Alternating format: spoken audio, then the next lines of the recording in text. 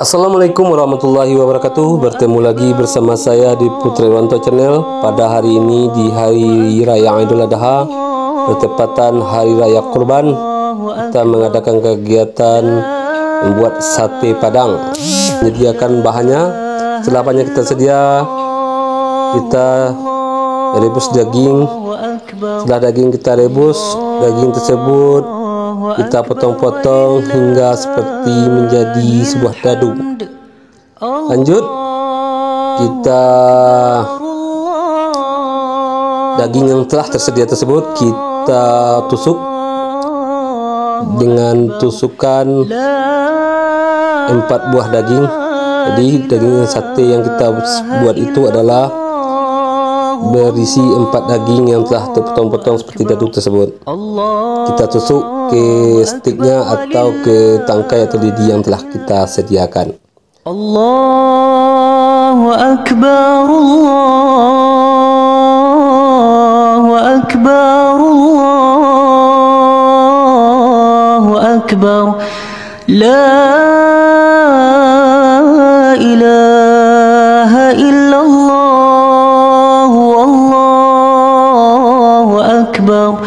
Allahu Akbar walillah. Setelah itu kita menyediakan tempat pembakarannya.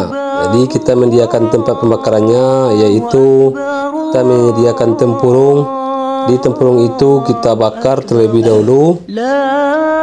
Jadi kita siapkan beberapa tempurung yang akan kita bakar tentunya.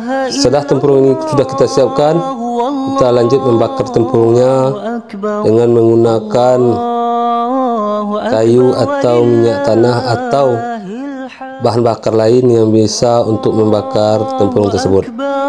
Setelah itu kita coba untuk membakar dagingnya. Setelah bara apinya tersedia, kita akan bakar daging sate yang telah kita tusuk tadi dengan memberikan bumbu, yaitu bumbu kecap atau bumbu-bumbu lainnya yang kita suka. Kita kasih bumbu kecap dan bumbu sausnya.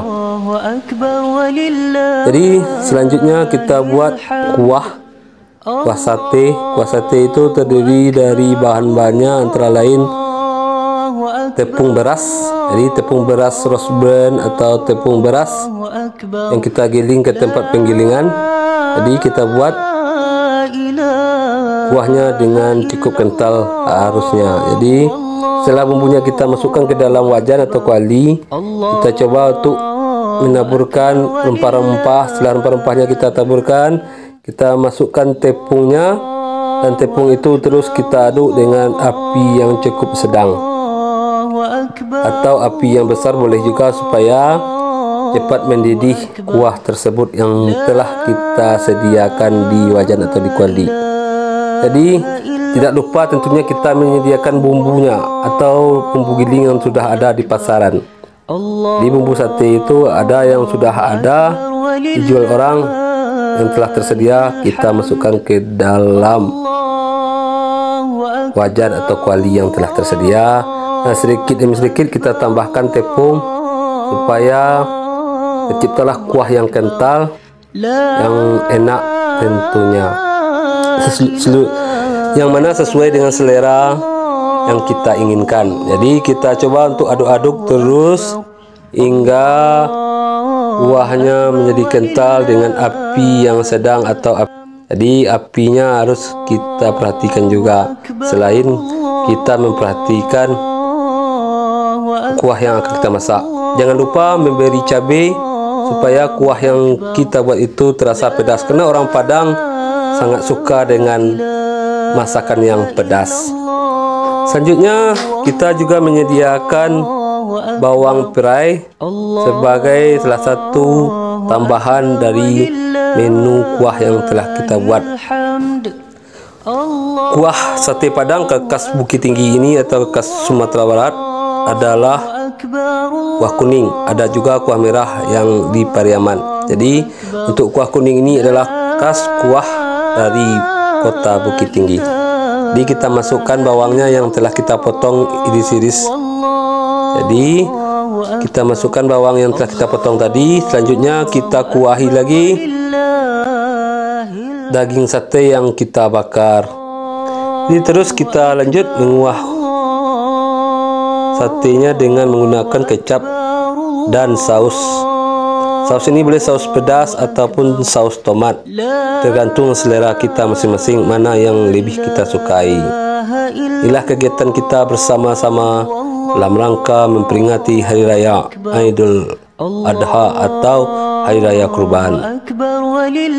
Jadi kita umat Islam merayakan Hari Kurban ini dengan penuh sukacita.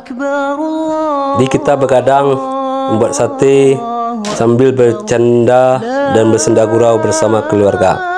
Inilah kegiatan kita hari ini di Hari Raya Idul Adha dalam rangka memperingati Hari Kurban. Saya Putra Yonto mengucapkan selamat Hari Raya Idul Adha 10 Zulhijjah. Minal aidin wal faidin. Mohon maaf lahir dan batin. Allahu Akbar, Allahu Akbar, la ilaha illallah.